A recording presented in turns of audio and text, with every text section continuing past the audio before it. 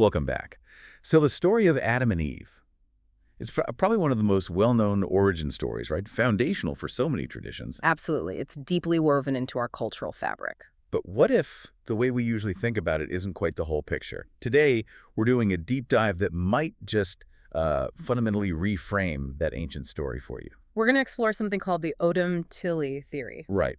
And this theory proposes something pretty radical, that Odam or Adam wasn't actually the first biological human. Exactly. The idea is he was the first to reach what the theory calls a higher cognitive stage, a really pivotal moment in how humanity understood itself. So our mission today is to look at how this theory weaves together ideas from, well, historical anthropology, linguistics, And uses them to present Odam as this key figure, not just in scripture, but in developing acoustic language, moral awareness, even, you could argue, the beginnings of scientific thought. And what's really fascinating, I think, is how it tries to reconcile evolution with divine creation, moving past some of those, old conflicts. It offers a really nuanced perspective on that. Yeah.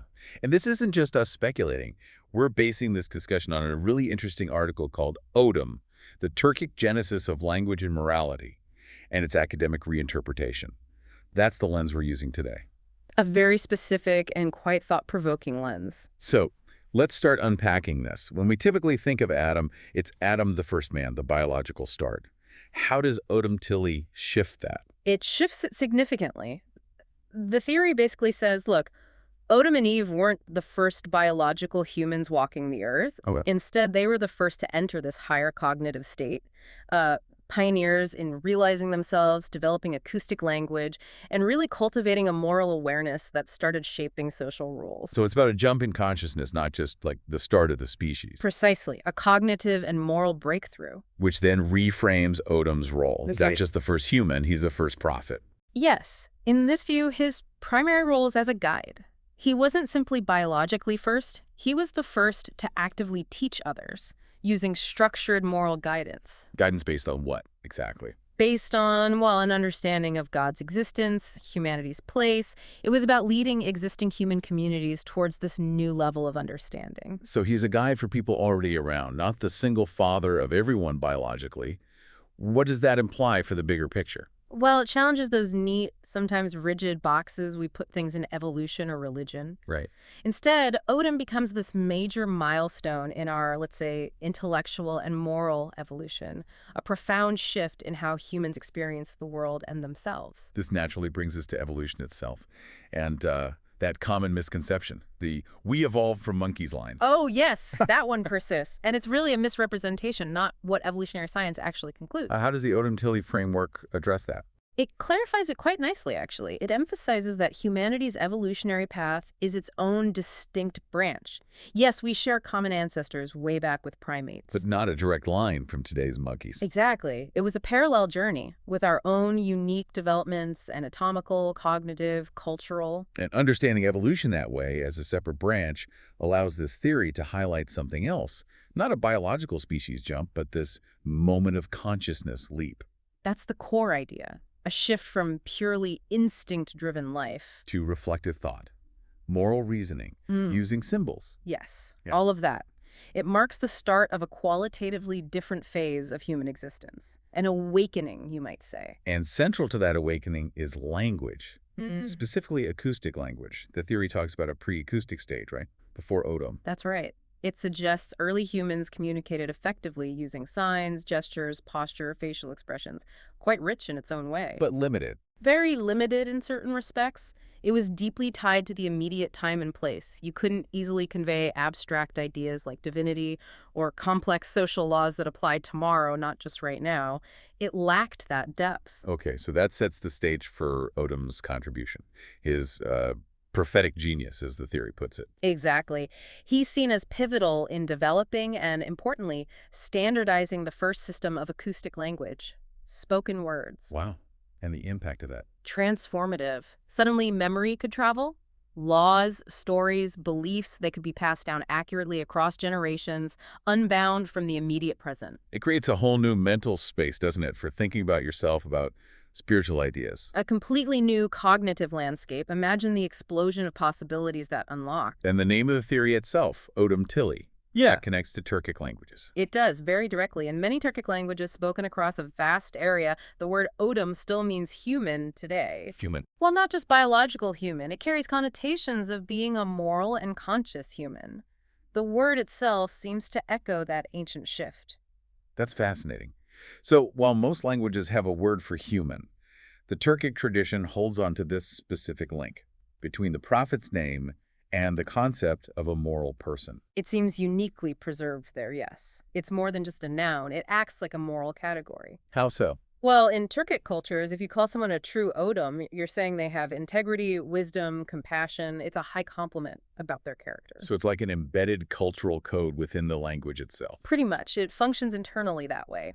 The etymology isn't immediately obvious to outsiders, which kind of reinforces how language can hold these deep, inherited worldviews, preserving that ancient idea of the prophet as a moral guide. So it's not just a linguistic coincidence. It's like a living fossil in the language, pointing back to this idea of a moral awakening. That's a good way to put it, a linguistic monument to that shift. Now, here's a part of the theory that might surprise some people. It presents Odom not just as a prophet, but also as the first scientist. Right. That can sound like a contradiction at first glance. Prophet and scientist. How does the theory reconcile those? It's about how you define scientist in this context.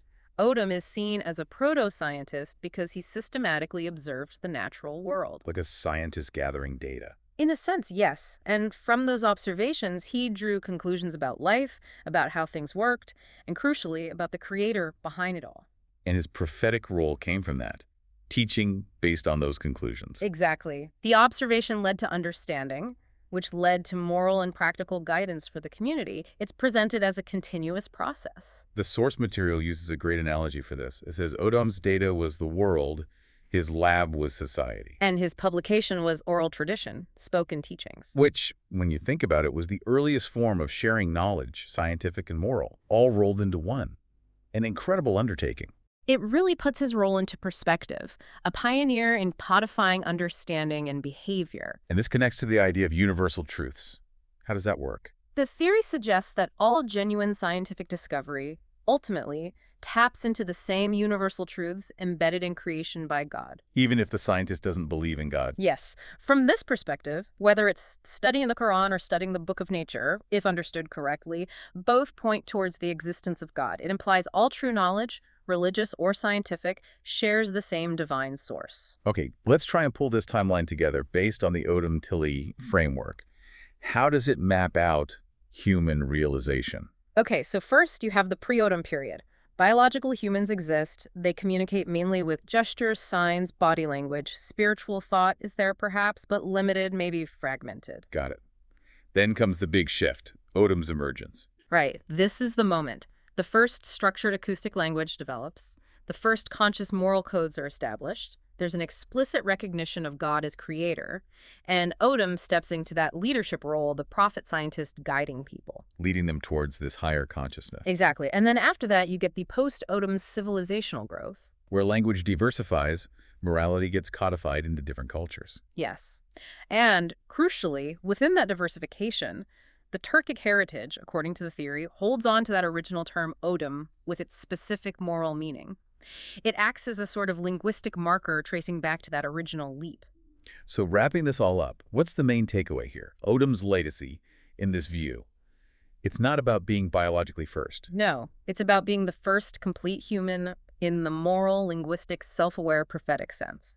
The first to fully realize what it means to be human in relation to the world and the divine. And it suggests evolution and divine creation aren't necessarily at odds. Not at all. They can be seen as intertwined processes leading to human self-realization, with language being that absolute key, that catalyst for the leap. And the Turkic connection, preserving Odom, is a moral term. It really stands out as this living testament, doesn't it? A linguistic monument, showing that language isn't just for chatting. It's this deep, incredible container for worldviews, for moral understanding passed down through ages. So fundamentally, the story of Odom, seen this way, is the story of humanity kind of discovering itself. Discovering itself, and in doing so, recognizing both the physical reality and something beyond it, the divine. It definitely makes you think. So maybe a final thought for everyone listening. How does this change how you view language itself, not just as a tool we use every day, but as this, well, deep repository of how generations before us understood the world, understood morality, something to reflect on.